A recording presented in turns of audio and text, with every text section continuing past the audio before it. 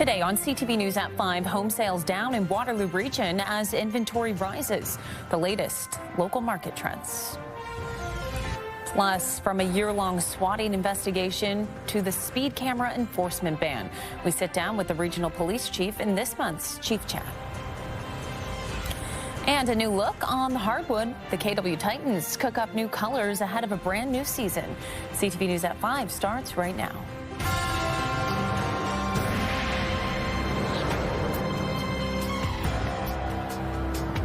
Good afternoon, everyone. Thanks for being here with us. Home sales are down in Waterloo Region, and the Cornerstone Association of Realtors says it comes at a time when inventory has reached decade-high numbers. It begs the question, is economic uncertainty keeping buyers on the sidelines? CTV's Karis Mapp has been looking into the housing trends and numbers. Karis, what have you learned? Well, Leanne, last month there were over 2,000 homes for sale in Waterloo Region, which is roughly a 90% increase compared to the previous 10-year average for October. Despite the available inventory, buyers were hesitant to make a purchase. The data from MLS listings shows only 569 homes were sold last month in Waterloo Region, a 6% decrease compared to last October. Officials I spoke with say the decrease is attributed to a combination of buyers taking their time and sellers negotiating to ensure return on their investment. They also say the average time it took to sell a home last month was 31 days. Traditionally, we typically are about 2 weeks. For the last few years, we've sat around that. And so it's a little bit longer. But again, that goes back to doing our due diligence. There's condition of sale, finance, home inspection. Those are all really good things that protect both the buyer and sellers. Coming up at 6, I'll have more on the latest housing market trends and reaction from a local realtor. Leanne. Okay, Karis, thanks for that. CTV's Karis Mapp. A social media post that caused a major headache for the city of Cambridge is also proving to be quite costly. The post in question was made by Councillor Adam Cooper on Facebook. It was seen by many in the community as inappropriate and offensive towards the non-binary community. The city confirming the Integrity Commissioner's investigation is an estimated $90,000. CTV's Jeff Pickle will have the full story on this for us tonight at 6. And we have an update to a story we first brought you earlier this year. A Kitchener woman's hunt for barrier-free housing for her and her son, who has a rare condition, hit a wall. But after sitting on the wait list for years, there was a glimmer of hope, or so she thought. A builder contacted her to offer her a brand new 2-bedroom barrier-free unit at an affordable rate. So she contacted the region, hoping for a subsidy to help cover the new place. But since it's not part of the region's catalog of affordable housing, that financial help won't be coming. The email basically stated that because it wasn't part of their catalog of housing, they're not willing to help with subsidy at all. So at this stage, I'm frantic. CTV's Spencer Turcotte tells us the near impossible decision she's left with now coming up in the next hour. And Alex joins me as we take a look at the forecast. Okay, so we had the time change earlier this week, and on top of that, it has been quite gloomy. I would say for the majority of the week, it's been hard to get up and get out of bed. Yes, and with, just to add a little bit more, we've also potentially got more snow headed our way. Great. Possible first official snowfall as we look ahead to Sunday at this point. So this, of course, prompting a special weather statement by Environment Canada this afternoon. So some of the areas, including Waterloo Region, Wellington County, Guelph, could see up to 10 centimeters of accumulating snow. So this, of course, is due to that low pressure system that could bring that significant snowfall to really several areas across southern Ontario. A note for drivers as well, if you do plan to be on the road, hopefully you have your winter tires on. If not, prepare for those winter road conditions and, of course, delays. So we're going to be keeping a closer eye on that. But looking at our satellite and radar map, yes, some earlier showers. Dark sky, cloudy out there as well. Got a little bit of a break right outside of our studio right now, but we're still noticing a bit of that cloud cover out there this hour. 9 degrees right now here in Kitchener, Waterloo, also 9 in London, 11 in Sarnia, so a little bit warmer there. But yes, we're going to break down again how much more snow potentially we could see, and also when it's expected to start and end as we look ahead to the weekend. First snow of the season. Not sure I'm ready for it quite yet. Neither. Okay, here's what you need to know. Taking some OHL action tonight at the Odd as the Kitchener Rangers take on the Saginaw Spirit. Puck drops 7 p.m. Grab your tickets online or at the box office. Download the CTV News app and stay on top of local stories as they unfold. We go to a dramatic scene unfolding. Customize your feed and watch live wherever you are. CTVKitchener.ca, your home for news. Waterloo Regional Police Chief Mark Kroll joins us in studio for our Chief Chat. It's great to see you. Good afternoon. Okay, so I want to start by talking about a swatting investigation that stems from a year ago that saw a 15-year-old facing multiple charges. Can you give us an update on that investigation? Sure. This dates back to last year where a 15-year-old was involved in various swatting or false reporting events to police. So this shut down schools. There was concerns of violence in public places, places of businesses, and so on. So over the course of their investigation, 29 charges were laid, and we understand that the young person is pleading guilty to charges of public mischief and uttering threats, and we hope for a resolution in that court in the coming months. Okay.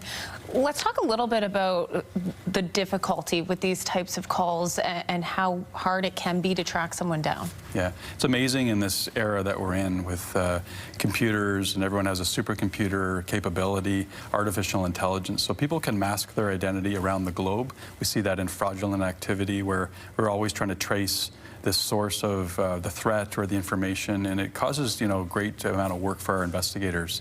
But through that work, those challenges often are overcome, and we're able to get to the source and resolve the investigations. But when we're looking at a young person here who's made some really significant choices, has caused disruption and chaos in our community, and so we want to ensure we can do everything we can to intervene and get that person back on the right track. I think sometimes the difficulty when young people make poor choices, they don't always recognize the consequences. That's something police are hoping to teach young people about through the youth engagement strategy. Can you tell us about that program? Yeah, it's something that we've been working with community partners on, is to understand sources of stress and concern and opportunity for young people. So our youth engagement strategy is meant to connect us and partners to young people to help steer them on the right path, make good choices, and also provide them pathways of diversion whenever they're involved in criminal activity or the concerns about guns, gangs, all that type of stuff that young people are facing, many pressures in our society. Okay, let's switch gears a bit and talk about the latest on 2 separate shooting investigations in the region. 2 separate arrests have been made in connection to those shootings that stem from a year ago as well. Can you provide us an update on those investigations? Yeah, very proud. Just in the last month, we've laid charges for 2 shootings. One dates back to a shooting in Waterloo, where we've made arrests and charges. Another one for a homicide that occurred on Lena Crescent in Cambridge from last year. And so the moral of this story is that our investigators are tenacious. They're heavily dedicated to following the trail of evidence. So a combination of forensic evidence, ballistic evidence, digital evidence, and witness information led us to solid conclusions of what occurred, who was involved. And then it sometimes takes us months to find the people. They may, in this one case, individual had fled to Winnipeg. So it takes us time to coordinate, but we're happy to bring those to a resolution and hold those people accountable. Certainly. Okay, let's talk about the proposed budget for 2026. It was put forward at $272 million. That represents a $20 million increase from the previous year. So can you go over some of the key components in that proposal? Sure. So this is a continuation, recognizing we're one of the fastest growing communities in Canada, one of the largest municipalities in Canada. And so our goal is to continue to keep pace with the growth of our region and the requests and the demands of our community for good responses. Our officers are facing some of the highest levels of case per officer, criminal charges per officer, and so that puts stress on us to meet those demands. So we're looking at about a 6.75 tax impact per resident. And when we look at the total proportion of the taxation pie, our proportion of regional taxation is actually lowering.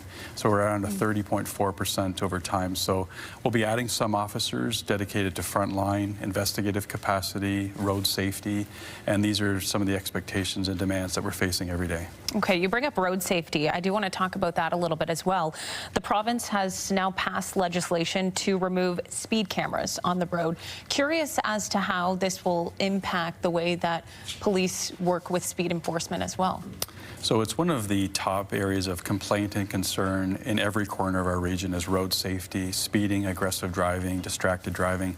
So as we continue to evaluate the impacts of the legislation, we will work with our region, the municipalities on something called the Safe Roadways Program.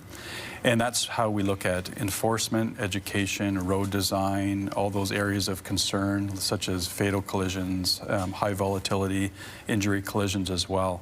And so there's still room to analyze the impacts here in terms of what does this mean for policing? How do we move ahead for enforcement and education and driving down unsafe behavior on our roadways? But we're committed to working through it, and we hope to continue to invest in safe roadways. Okay, well, Chief Kroll, appreciate the time. Thank you for coming into the studio today. Thank you very much. Take you to break, tell you what you need to know, experience some true talent during Laurier's Faculty of Music concert series. Enjoy the Laurier Student Composers Concert tonight at 7:30 at the Maureen Forrester Recital Hall in Waterloo.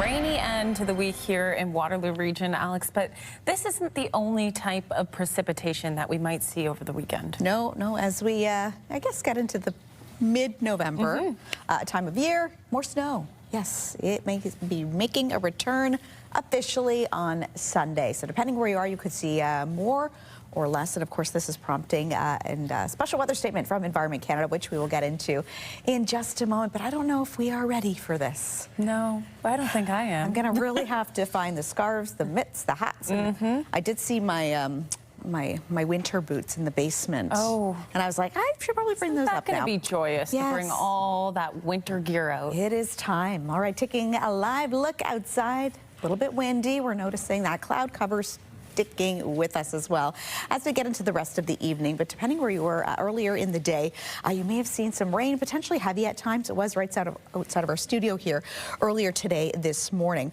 But back to the special weather statement. So accumulating snow likely Sunday. This is what we are seeing. So this is from a low pressure system that really could bring significant snowfall to parts of southern Ontario. So depending where you are, for example, here in Waterloo Region, the Guelph area, Wellington County, anywhere from 2 to 10 centimeters is possible. So we're going to be keeping an eye on that. Expected to start Sunday morning right through until the evening hours. And if you do have to be on the road, drivers are being warned to drive according to conditions and, of course, expect some delays. So just a note there. Starting with our futurecast, some light rain depending where you are. Potentially as we get into the rest of the evening, we should get a break overnight with a little bit of cloud cover. So around midnight or so, at least for us here in Kitchener, Waterloo, London, Brantford, Hamilton, not expected to see showers into the overnight hours. And then tomorrow, if you are going to be a little bit further north, so north of Orillia, for example, that's when they could potentially see a little bit of that snowfall activity, even north of Mount Forest. So really then getting into the overnight, expected to clear once again. And Sunday, yes, that is the day we are expected to see the snow for much of us here in southern Ontario. Pretty much for most of the day, again, starting in the morning right through to the evening hours. And again, anywhere between 2 to that 10 centimeters of snow possible. If you're going to be along the shores of Lake Huron, though, not as much snow is expected. So 5 centimeters, for example, Owen Sound, 4 in Goderich, 10 centimeters is expected in the city of London, snowfall total-wise. Okay, temperature-wise, we are sitting at 9 degrees here in Kitchener-Waterloo, 10 in Toronto, 10 in Hamilton. A little bit warmer if you're in the Sarnia or Ridgetown area, sitting at around 11 and 12 degrees tonight. Overnight, we're expected to dip down to 3 degrees, mainly cloudy. We are seeing about a 40% chance for some showers or drizzle expected, as we mentioned, but we should be seeing some clear patches after that midnight hour as well. And then tomorrow, 4 degrees is our expected daytime high. Mix of sun and cloud, becoming more cloudy, though, as we get into the later portion of the morning. That is what we are expected to see. That sun now rising 7:05 in the morning and is setting officially 5:06 p.m. So we're really noticing those days getting shorter and shorter. So again, for your Saturday, mainly cloudy expected, high of 4. We should be dipping down to an overnight low of 0 degrees. And then yes, Sunday, that'll be fun day if you're a fan of that snowfall. 1 degrees are expected, daytime high, and in terms of overnight low, we should be dipping down to about -8.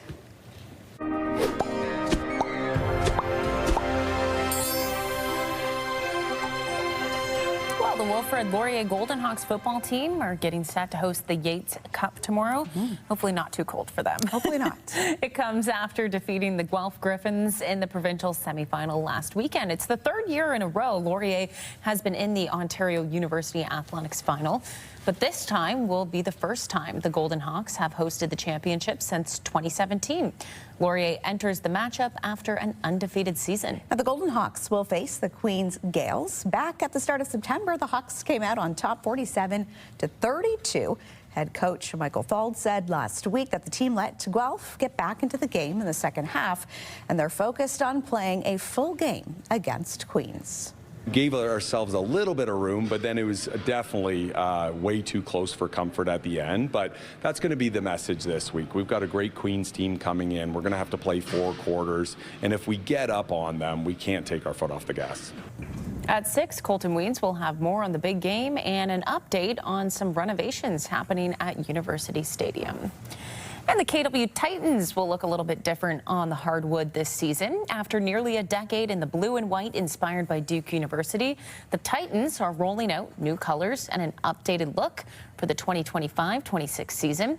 Designed by Studio Locale, a Kitchener-based design firm, staff say the new look is simple and modern with a pop of color. The team is also sporting a new campaign inviting fans to lock in and tighten up, a catchphrase the players came up with. The owners of the team are looking forward to the next era.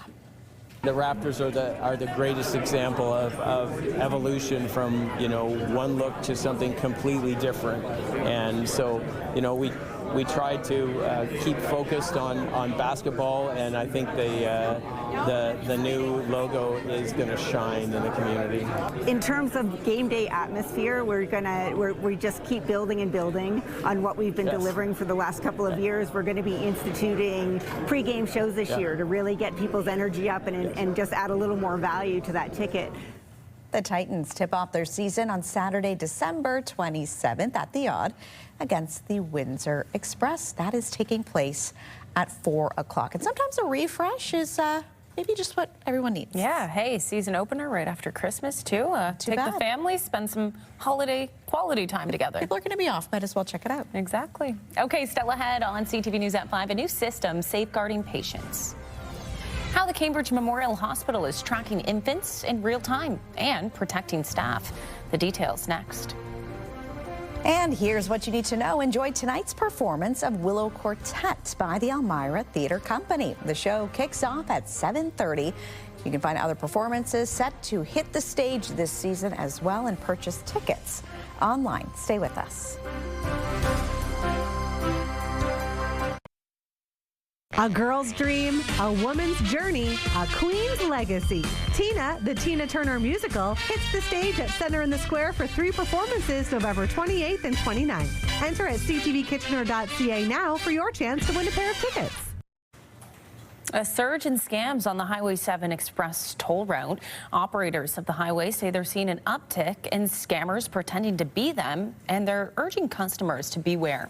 Our online team has more details. Scan the QR code or go to ctvnewskitchener.ca.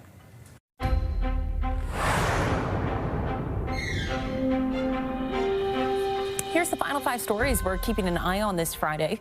Mark Carney's Liberal government has survived a second confidence vote of its budget. Yeas pour 30-30, nays contre 307, 307. Today's vote addressed a block amendment that called for the House to reject the Liberal budget, claiming it was harmful to Quebec. The amendment only received 30 votes of support in the House, with 307 members opposing it.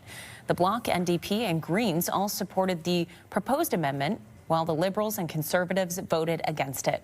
Conservative MP Matt Genereux was among the MPs who did not vote on the motion. The Liberals face a third confidence vote on November 17th. Starting late tonight, GO trains will not be running all weekend on the Kitchener line. Metrolink says crews are expanding the line to enable two-way all-day service. Replacement buses will run from Mount Pleasant, Brampton Innovation District, and Bramalea GO stations to the Highway 407 bus terminal. Replacement buses will also run instead of Union Pearson Express trains. They will not stop at Bloor or Weston GO. New data shows the number of Canadians making multiple trips to the U.S. in the past year has fallen significantly compared to previous years. The Angus Reid Institute survey indicates 1 in 10 Canadians have made more than one trip to the U.S. in the past 12 months. That's down from 19% in 2023 and 21% in 2017. And a winter getaway to Arizona or Florida is no longer the choice it might have been before. 70% say they would be uncomfortable traveling south of the border this winter. Many describe new border requirements for long-term visits, such as fingerprinting and registration fees, as, quote, invasive. The Canadian economy added 67,000 jobs last month, and that was good enough to drive the unemployment rate down 0.2 of a percentage point to 6.9%. October's growth was driven by part-time work, with 85,000 positions added. The wholesale and retail trade sector saw the most growth, followed by transportation and warehousing. It was the second straight month of surprise job gains. Ontario led job growth provincially with 55,000 positions added. Protecting the region's newest and most vulnerable residents. Cambridge Memorial Hospital has launched a real-time locating system, which has infants wearing tracking bands that activate alarms and force a lockdown if they leave the ward. Program manager Melissa Sockett says, while there wasn't an incident that prompted the implementation of the program, both staff and parents have had a positive reaction to it. It allows them to safely be within the unit, but will activate an alarm and lock down the unit in the event that there is an attempt to go outside of the unit or if the bands are being tampered with. At 6, Ashley Bacon will meet a new mom and her son and talk to her about their experience with the new system. Innovative and protective. Okay, that is our time tonight. We'll be back here at the top of the hour with your next local news. For now, we will send it over to CTV National. Have a great night and a great weekend. Thanks for tuning in.